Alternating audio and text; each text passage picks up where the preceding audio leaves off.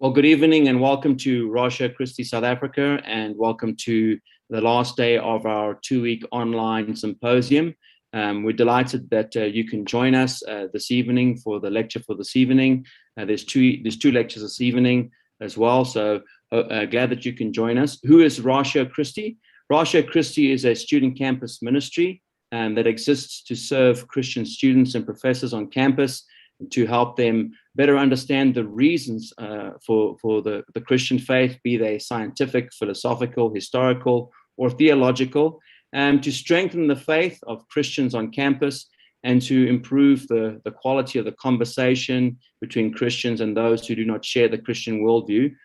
So we attempt to answer many of the objections leveled against Christianity, but we also are seeking an opportunity to share the gospel with those who don't know of Jesus and the salvation that he offers. Here in South Africa, we are located at 5 universities: Stellenbosch University, University of Pretoria, Rhodes, Northwest University, and UKZN Maritzburg campus. We also have a Ratio Christi South Africa website. Please take the time to check that out. It's ratiochristi.co.za.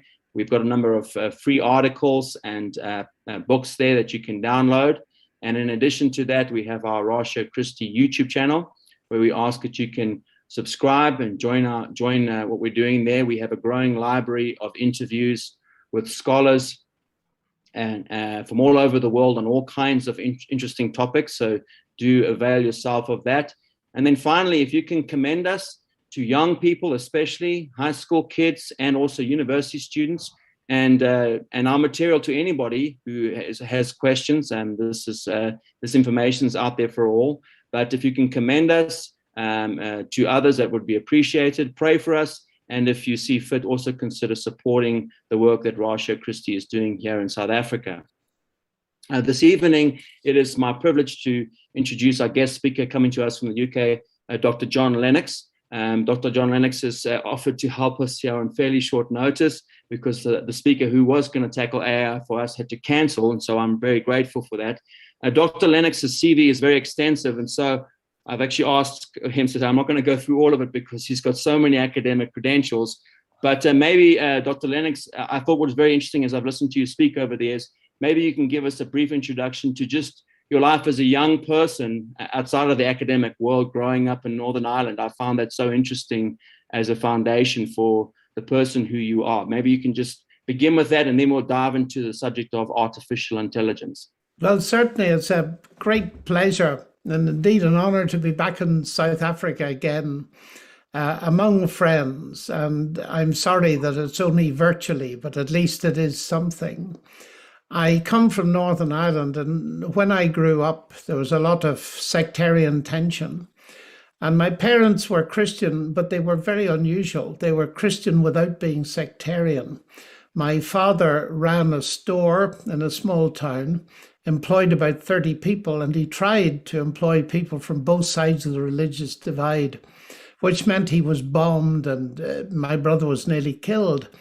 And I asked him once, why do you do this? And he said, well, I'm taught from the early chapters of Genesis that all men and women, irrespective of their worldview, are made in the image of God, and I intend to treat them like that. And that left a very deep impression on me, the importance of valuing other people and listening to what they think and what they say. But my parents also loved me enough to encourage me to think. And they introduced Christianity to me by first living it morally, but by secondly, encouraging me to see that it was mind expanding. And my parents encouraged me to read not only, of course, Christian worldview, but other worldviews, so that I grew up in a wonderfully thoughtful, stimulating atmosphere, where I was rapidly convinced as a young person that Christianity wasn't just helpful, but was actually the truth. And with that background, I went up to Cambridge and, of course, faced a barrage of intellectual criticism that I was from Ireland. And, of course, all Irish believe in God and fight about it. And what that led me to do was to befriend people who did not share my worldview. And over the years, and I've had many years behind me, I've been opening my person to questioning by people that do not share what I believe and learning from them why they believe what they believe. And as a result, I've taken on publicly some of the leading atheists in the world, like Richard Dawkins, Christopher Hitchens, Peter Singer, and so on. And I've been, for the last 20 odd years, I've been a professor at the University of Oxford, and also been involved not only in mathematics, but philosophy of religion, and have written extensively on the big issues, the big worldview questions, the evidence for the existence of God, and the evidence for the truth of Christianity. Because being a scientist, I'm a person who needs evidence for what I put my trust in. And I believe that Christianity, like science, is evidence-based. So that's the kind of background I bring to the table this evening. Well, with that background, Dr. Lennox, and particularly your background in mathematics, it seems that it would be natural for you to have taken an interest in the topic that we're going to deal with this evening, and you've written a book on it, 2084. And maybe you can just begin, for those who are not up to speed with this issue, why it is that you took an interest in this issue of artificial intelligence, and why did you write a book about it? Well, it took an interest in me in the sense that artificial intelligence is very much at the forefront of forward thinking today within science. And there are several reasons for that. But let me explain first. If you're not totally familiar with it, it's very important to grasp that there are two kinds of artificial intelligence. There's what's called narrow AI. And a typical narrow AI system does one thing, and only one thing, that normally requires human intelligence. One typical example, and there are many similar, comes from medicine, where your database may be 1 million X-rays of people's lungs. They're labeled by professional medics with the diseases they represent. And then you take ill, and the AI system rapidly compares your X-ray picture with the 1 million others, and it will come up with a diagnosis very rapidly. And in general, that diagnosis will be better than you would get at your local hospital. Now, that kind of thing has huge value, and all over medicine that is being rolled out. So that's image recognition. Then if you step up a little bit, you get facial recognition. And these are systems already working. And of course, it's obvious that a facial recognition system is useful to police seeking out criminals, say, in a football crowd. But of course, AI, like any technology, has got a downside. I often say it's like a sharp knife. You can use a sharp knife to do surgery, or you can use it to commit murder. And the downside of facial recognition is that in some parts of the world, at this very moment, it's used to suppress minorities. And this is a threat not only in the East, but in the West and in the South too, because countries are wrestling with a huge ethical problem. And it's simply this: do we suppress people's freedom to increase their security? That's the argument that's being rolled out.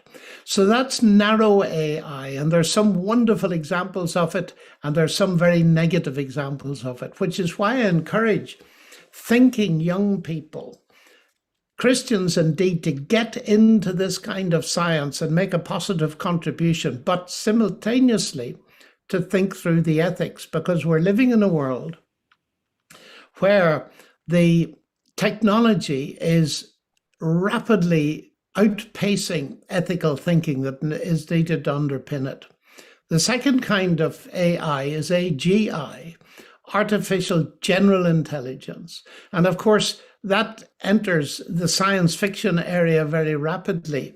But basically, it's the desire on the part of some very intelligent people, not just hyping up science fiction writers, but very intelligent people like Elon Musk and Stephen Hawking and our astronomer royal, Lord Martin Rees. The idea is, well, it's twofold. It's one, can we enhance existing human beings, change their specification, solve the problem of physical death, and enhance their happiness by bioengineering. The other strand of it is, can we start from scratch and build a superintelligence on a non-organic base, say silicon or something like that, so that we won't be tied to aging and all this kind of thing. And there are all kinds of scenarios, but I got into it because AGI raises very big questions as to what a human being really is and what is the value of a human being. And there I believe that Christianity has a great deal to say and a great deal that is important. And that's one of the reasons why I did a great deal of research and produced this book, 2084, The Future of Humanity and Artificial Intelligence. So that's the brief background to it. Yes. You mentioned Elon Musk, because as I was doing some research on AI to prepare for the interview tonight, he comes up quite a lot in this, and I listened to some of his interviews, and he seems to be very convinced that AI has the potential, if it goes in the wrong direction, to be a greater threat in his estimation than nuclear weapons. Oh, that's right. And that's not an uncommon view. Elon Musk said AI is summoning the demon. And Stephen Hawking, before he died, he said something like, look, the whole problem with AGI is going to be its competence, because it will rapidly be more competent than human beings. And if it likes us, well, fine. But if it doesn't, human beings could become redundant. And you only have to think for a few seconds about that before you realize that one of the dangers, even with narrow AI, and we're beginning to see it in parts of the world, is joblessness. People losing their jobs and not being able to find new ones. And I can remember when I was in Potchefstroom some years ago having a discussion on this very thing, and people saying it's all very well saying to people, you can get jobs in these new technologies. But in order to do that, you must have the educational infrastructure to teach people. And it doesn't exist in many countries. So the fear of a huge jobless population is very much on the horizon. And it's not just jobless for the non-skilled. Somebody has estimated that about half or more of the work that lawyers do can be very rapidly automated. So there are huge issues with this. But we got to be very careful here, because we're nowhere near artificial general intelligence. And we need to remember, and this is very important, many years ago, a very brilliant expert, a pioneer in this field, said the artificial, that is the word artificial, in the phrase artificial intelligence is real. The system is not intelligent. It is simulating intelligence. And that raises the very big question, can we proceed to an artificial general intelligence that is intelligent without being conscious? And so long as it can do everything that a human would normally be required to do, we don't need consciousness. And there's lots of debate, which I find very interesting, on that very topic. Yes, because one of the questions that got sent in to me was to ask you was, can a machine think? Well, not at the moment. We don't understand thinking. Thinking to us is a conscious act. And none of these machines are conscious. The whole difficulty here is the vocabulary is very misleading. We talk about machine learning. We talk about intelligence and so on. But with human beings, the amazing thing is that intelligence and consciousness are linked together. Now, from a scientific perspective, no one has any idea what consciousness is, even let alone trying to simulate it or create it or remake it. So we're completely in the dark there. And we're always being told that a thinking machine is 30 years hence. It's usually about 30 years hence when the singularity will come, as Ray Kurzweil talks about it.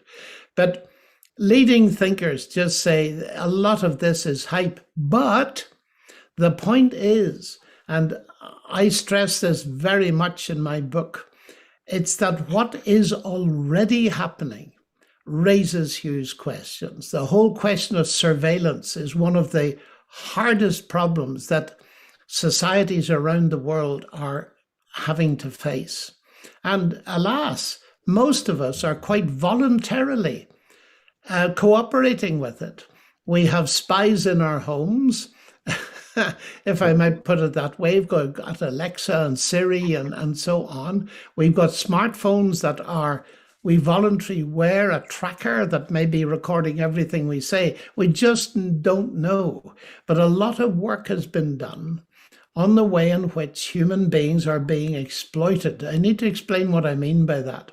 You see, there's surveillance totalitarianism of the type I meant when very sophisticated surveillance cameras, and I mean very sophisticated, they can now recognize people from the rear. They don't have to see your face to know who you are. They can be used, of course, to track people and keep them, some of them actually imprisoned. But there's a thing now called surveillance capitalism. And that is the fact, and we all know it. You buy a book, say, online, and a few days later, you'll get a pop-up which says people that bought the book you're reading also bought this book. And it's harvesting your interests. And that harvest of data is actually being sold on without you being consulted or even taking part in the money people are making. And surveillance capitalism has become such a serious subject. There's a major book of that title by a genius in this area called Shoshana Zuboff of MIT. And she points out that we're just walking into this blindly, actually, and allowing ourselves to be exploited. Yeah, I wanted to actually ask you about that exploitation, because as I've been learning about this, and I know that when you were a young man, your dad asked you to read the Communist Manifesto. Yes, that's right. I'm trying to think of this in terms of, because a lot of this is boiling down to ethics.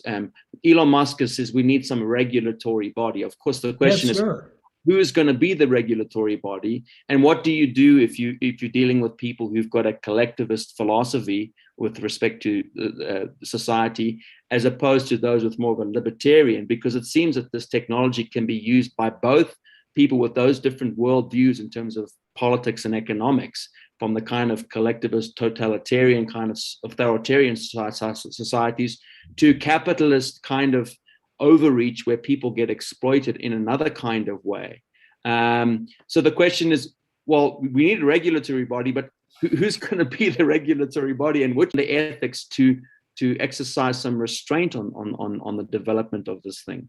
That's a crucial question. And it's a vitally important question. A computer doesn't care who uses it, because a computer is a non-moral thing, and AI systems are non-moral things. The ethics comes at the level of the programmers. And if, to take a simple example, you are programming an autonomous vehicle and working out, does it avoid a queue of children and hit an old person with a donkey? How do you decide ethically? The ethics put in will be the ethics of the programmers, who are therefore responsible.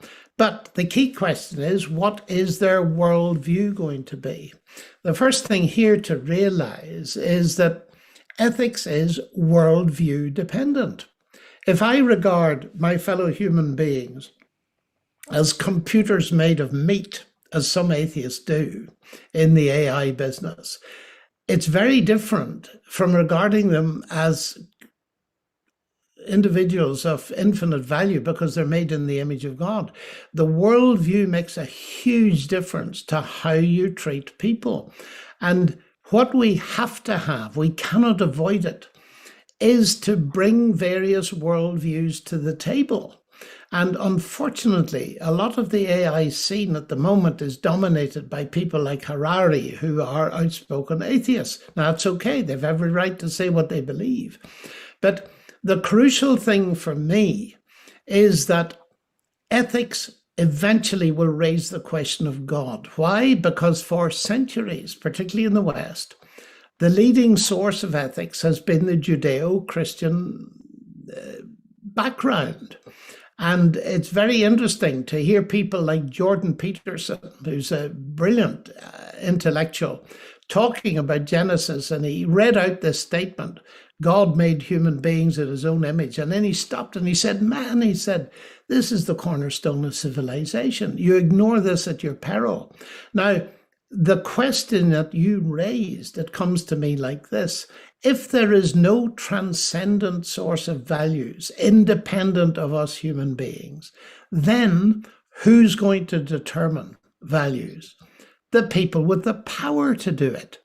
And you see, a lot of the ethics that's preferred these days around the world is what we call preference utilitarianism. And the basic idea there, and it goes back to Jeremy Bentham, who was an atheist: the maximum benefit for the maximum number of people. Now, that sounds terrific, but you only have to scratch the surface to realize there's a massive flaw in it. You see, the you scratch my back and I'll scratch yours, do unto others as you would be done by, works very well when you have equal centers of power. But suppose I get so much power that I don't care what you do. And you say, well, of course, you have to behave towards me, or I'll say, or you'll what? Yeah. And that's illustrated with Hitler very clearly. In his political infancy, he made treaties. But the moment he got the power, he tore them up. And this is our huge problem, to try to create ethics in a world today where, on the one hand, we all realize that we are moral beings, and science cannot tell you why you're a moral being. Where atheism, it seems to me, undermines that morality. I believe that Fyodor Dostoevsky was quite right when he said, without God, everything is permissible. He didn't mean atheists couldn't behave. An atheist friend can put me to shame. Why? Because we're all moral beings. What he meant was, you cannot rationally ground morality if there's no God, if there's no transcendence. And I believe that to be true. Alexander Solzhenitsyn made one of the most powerful statements about this in his graduation address, I think it was, that he made when he came to the United States. He said, if you ask me why over 100 million of my fellow citizens perished, my simple answer is, we have forgotten God. And I've spent quite a bit of time in Russia, as you know, and I've been told several times by leading intellectuals, look, we thought that we could abandon God, jettison God, and retain a value for human beings. And we found out too late that we couldn't do it. And that's why I feel that I want to introduce this original valuation of humanity 101, so to speak, made in the image of God, as being an idea, a conviction that can restore some kind of balance here. Otherwise, we're simply open to subjectivism and in the end open to power. Truth will be determined by power, as Nietzsche pointed out. Yes. And this is the difficulty now, because, those of us in the West will, as we look towards Europe, where a lot of this technology is developing. I think my brother met this guy, Neil Harbison, who claims to be a cyborg. He's got an electrode sticking out of his head, and he's colorblind. And my brother met this guy. My brother works in IT in London, and we're just talking about it. It was unbelievable. I didn't think if this even existed, but some of the stuff is really unbelievable. But in Europe, where there's such a strong secular current and moral relativism dominates the scene, what basis would you come to an agreement on to provide an ethical criteria to then say, okay, so this is how we're going to regulate the development of AI? I mean, it seems like that's just the problem for European countries, given the fact that their secular convictions and ethical system is drifted so far away from the Christian worldview. That's correct, but there is something that we can say. And C.S. Lewis said it a long time ago. It's absolutely right that relativism and all this kind of nonsense, and I believe it is literal nonsense, talked about post-truth society and so on. But C.S. Lewis pointed out long ago that if you go to any society in the world all the different cultures, religions, philosophies, you will find differences, of course, but you will find a common core of moral values. If that did not exist, society would fall apart completely. Now, in face of the post-truth people, I say everybody believes in truth. You'll find that out if you accuse someone of theft very quickly. Yes. They will tell you you're a liar. They believe that they're not thieves, and so on. We get really misguided when we begin to think that everything is relative. Everything is not relative. I've never met a person, nor do I expect to meet one, who thinks that torturing babies is an acceptable practice. We all believe not only in truth, but in absolute values. And if we concentrate on that, and that's the problem, then of course we can reach a consensus. We have some sorts of consensus, and that's what AI people are trying to do in setting up the so-called assimilar moral principles and agreements. But they all fall foul of the trouble that if somebody steps out of line and simply says, look, I'm sorry, I don't accept your standards and I've got the power, what will you have to say to them? Unless you've got something transcendent, unless you believe, to put it bluntly, that one day they will have to face God for their decision. And it's very interesting to me to find some secular judges and lawyers saying, you know, in the olden days, people used to have some control placed on their lives by the concept of a God who watches. Perhaps we ought to reintroduce it. These are atheists. Yeah. And it's absolutely true. Christopher Hitchens mocked me for my North Korean idea of a God, a dictator always watching us. And I said, Christopher, that is so sad. I've got someone in my home that watches me every day, and I'm very glad of it because the watcher loves me. And I said, what you can't conceive of, is there a God? There is a God who is transcendent, who does watch us, but he actually loves us and has done something to reveal himself to us. So I believe that the more we consider AI and the more we consider some of the futuristic scenarios of super intelligences taking over the world, the more we step towards reassessing Christianity. May I explain that a little bit?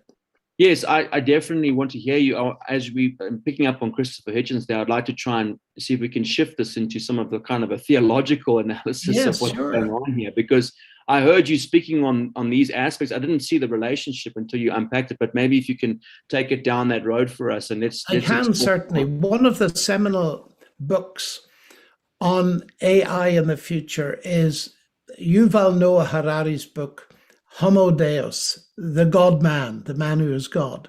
And to sum it up, his agenda for the 21st century is, first of all, the solution of what he calls the technological problem of death. Humans won't need to die, he thinks, in the very near future. They can die, but they won't need to. We'll have the technology to solve physical death. These would be folks coming out of, like the transhuman movement and that kind of stuff, folks. Oh, we'll come to transhumanism in a moment. We'll solve the question of physical death so that people won't need to die. And then we go to the transhuman thing. That is with the objective of increasing the sum total of human happiness by re-engineering human beings, biogenetics, cyborg technology, drugs, all kinds of things like that. And as I thought about that, I said to myself, this is utterly extraordinary, because here these people are with hope based on no evidence that they're going to solve the problem of death, and they're going to be able to upgrade to go beyond the human to the transhuman. That is the objective of transhumanism. And what I say to them these days is, you're too late. And they look at me and they say, what do you mean we're too late? We're trying to work with this. I said, no, you take these AGI scenarios seriously. Now, I think there's far more evidence for the truth of the Christian scenario that claims that the problem of physical death was solved 20 centuries ago when God raised Jesus Christ from the dead. At the heart of the Christian faith is evidence that a resurrection has occurred. But not only that, the amazing thing is the heart of the Christian message is the solution to all these upgrades. Because Christ says, and I've got to put it bluntly, I always say to people, these days, please listen to what the Christian message is before you reject it, because it answers these problems at a profound level. And what Jesus taught and what I've proved in my life and seen in many other people's lives is that if people are prepared to turn away from the mess that we've made of our own lives and of other people's lives and the things we've done wrong, and trust him for forgiveness and salvation, which in some wonderful way he accomplished through his death and resurrection, then we receive right here and now a new life that's going to transcend death. And the real upgrade that's going to happen, which I believe is credible, that Christ himself will return and he will speak and raise from the dead everybody who's trusted him. AI is nothing like that to offer us. And so I feel, look, if you're going to listen to Stephen Hawking, Max Tegmark, Harari, and all these people with their different scenarios, please listen to the biblical one. Yes. I saw that was a great connection there, because you can see for a lot of these people, there's a lot of existential anxiety in their lives. And touching onto, I did an interview with Clay Jones from Biola University a year ago on death, and how he talked about this issue of having a biblical view of death, and how if you begin to push people who are outside of the Christian worldview, that question will evidence all kinds of interesting things. And he spoke a bit about these various movements, transhumanism and others, where they are trying to hold on to this hope of eternal life. And of course, Ecclesiastes says quite clearly that this human thing that bugs us, which is living beyond, or what's going to happen when I die, is something that's plagued humanity since they've been around. And so I maybe you can talk more about this existential crisis that they have. That's extremely important, because the title of Harari's book, Homo Deus, raises the heart of this issue. Mm-hmm. We ought to be suspicious of Homo Deus, because that idea was first suggested by a snake, according to the biblical story. You shall be as gods. God wants to suppress you. If you eat that, you will rise and you'll be as gods. That was the original story. And the longer I live, the more it makes perfect sense to me, because it's introducing us to the nature of morality, which means we humans have a certain degree of freedom, but something must be forbidden. Otherwise, there would be no morality. And what happened was that lie that if you eat of this and disobey God, you will rise up, you'll be upgraded.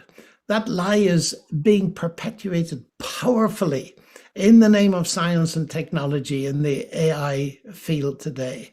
The man who is God, Homo Deus. Now, here's the irony of the whole thing. The AI transhuman movement is human beings moving up, reaching up to be like gods. Christianity tells us of the opposite movement, that God has become human. The Word became flesh. And that difference in movement says it all. Christianity has evidence for it, I believe. The Word became human. This universe is a word-based universe. I see it all the time in science and genetics, where we have the longest word we've ever discovered, the DNA code, a word-based universe. And the central claim of Christianity is that the Word became human. And to as many as received him, that is Christ, to them gave he the right to become what they were not by birth, children of God, to those who believe in his name. So instead of humanity reaching up and trying to construct ourselves into gods, we can open our hearts and receive the free gift of eternal life that will ultimately transcend death and give us the hope. That's the only hope I know that conquers the existential fear that many people have today.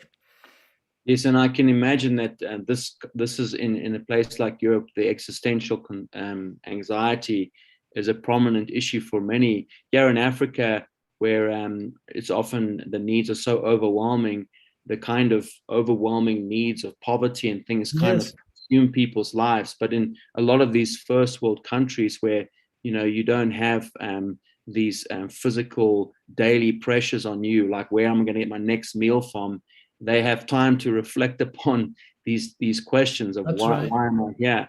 And I've seen as I've been researching this, how people have looked to the development of AI, and you can see that they're investing a lot of hope in this, bringing them in a future and sparing them from death. What would you say then, Dr. Lennox? I'm interested to know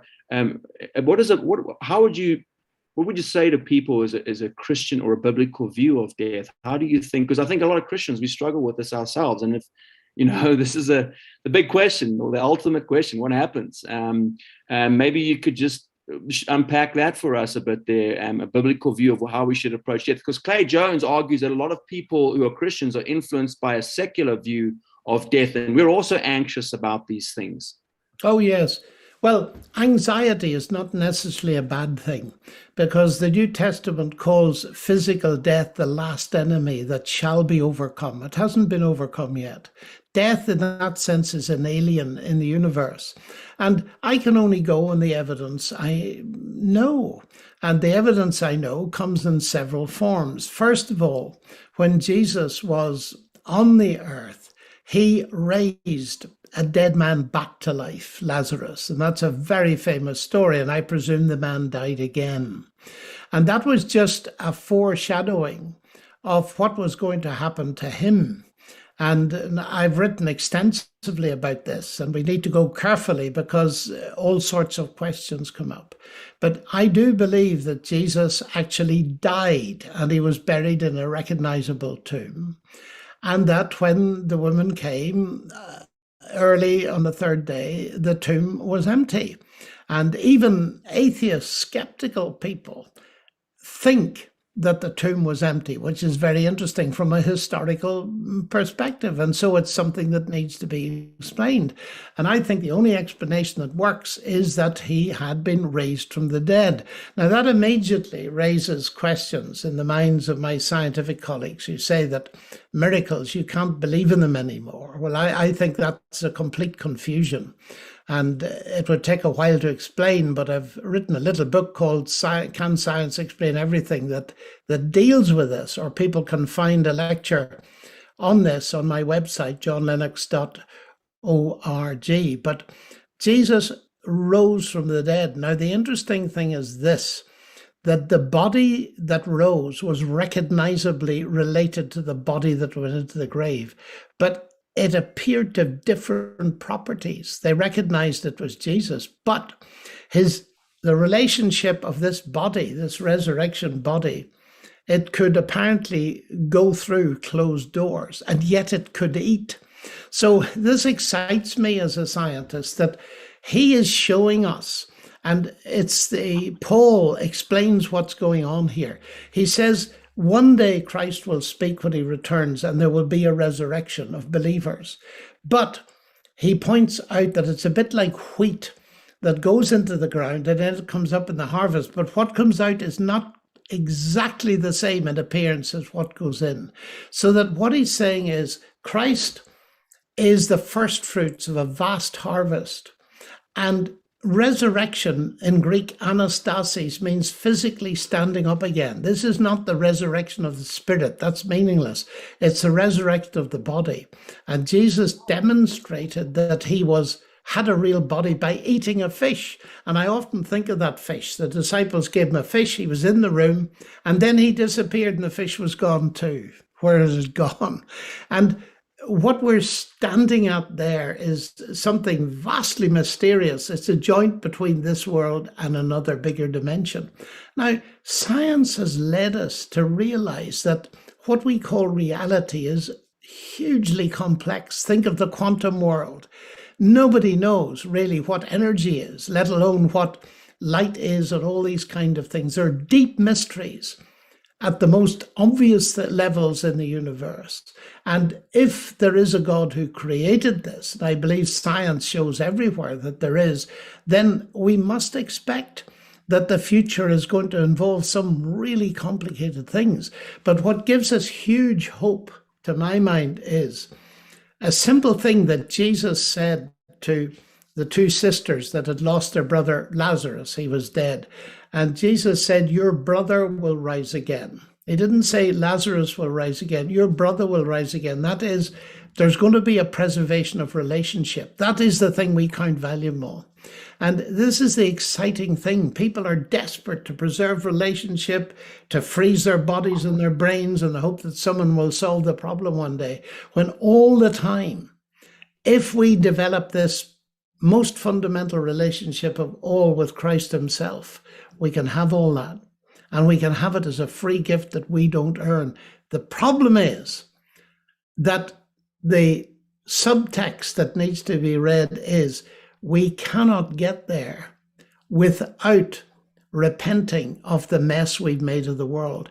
And this points up another problem with AGI. You'll notice that the paradises that people are trying to create all avoid the problem of human sin and failure and rebellion.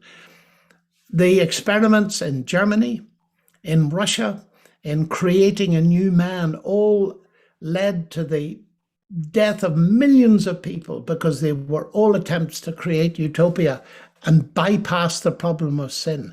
Christianity hits it head on through the cross. And of course, that's another big topic, but it's relevant because it faces the death question, the resurrection, life, and the whole thing surrounding what is my relationship to God. Excellent. One final question for you, Dr. Lennox, that I wanted to ask, and this is going to kind of touch into the reality of where we are. In light of the fact that, social media is such a big part of the lives of young people today, and that there's an awareness that AI and algorithms are being used by big tech companies, as this big tech has become a word now, watching over us and governing perhaps our conversations and our buying and all the rest of it. In light of that and what we see unfolding in Europe now, as we pay attention to the news there with governments with this COVID and now beginning to put restrictions on people, and you cannot go to this restaurant, and they can actually manage that in Europe because with this technology, you can track people now. What advice do you give to Christians in this technological world where AI is at work in everything that we do? I mean, what advice do you give to young Christians in these platforms, mindful of the AI and how it's being abused? And as we see events like in Europe unfolding now with people rioting in France and Italy and other places for their basic freedoms? Well, it's a bit like COVID in a way. We have to learn to live with it, or we will have. But we need to learn to be careful and to be wise. It's such a tragedy to my mind that people seeking for meaning and want people to like them, say, on Facebook, and end up committing suicide because they don't find anything transcendent as a source of meaning. We need to learn to switch off. I often say to people, look, how much time do you spend staring at a screen that's nothing to do with your own work or study? And it's hours a day. We're rewiring our brains, apparently, and we need to learn to switch some of this stuff off and stop the trackers, at least as much as we can. We'll never completely get clear of it. And it seems to me that this idea of surveillance is a biblical idea, God watching over you for your good. And if we can get it into our heads that God is watching, he is concerned for us, that might help us to switch off some of the other watchers, but not be afraid of them, because Jesus said that people would know that we were his disciples. They could see that the early disciples had been with Jesus because they loved one another. I want the trackers to be able to see that. Yes. But sadly, many people live double lives, even Christians, and they think that what they do in secret will never be revealed. Now, that's another whole story. But I think it's important to be wise, be people of integrity, and use the technology carefully. It's a good servant, but it can be a fearful master. Mm-hmm. Yes, we see that now. And Dr. Lennox, I know that you've got a lecture coming up to a whole bunch of European university students and Christians. And so I know this is a brief discussion on a huge topic. And I feel a little bit out of my depth because I'm a bit of a tech dunce, but hopefully this has helped some people out there. But Dr. Lennox, thank you so much for giving us some time and helping us fill our program this evening. And we pray that your session later tonight in Europe will go well for the students and the brothers and sisters in Christ as you encourage them to go out there and share the gospel. Well, thank you very much, and God bless you as you do the same. What I would encourage you all to do is to think through what you believe, other worldviews, and make up your own mind. But don't give up Christianity until you really understand what it's about. Thank you so much for listening and for inviting me on. I'm sorry my time is compressed, but anyway, half a loaf is better than no bread. Good night. Goodbye. Thank you very much. God bless. Bye.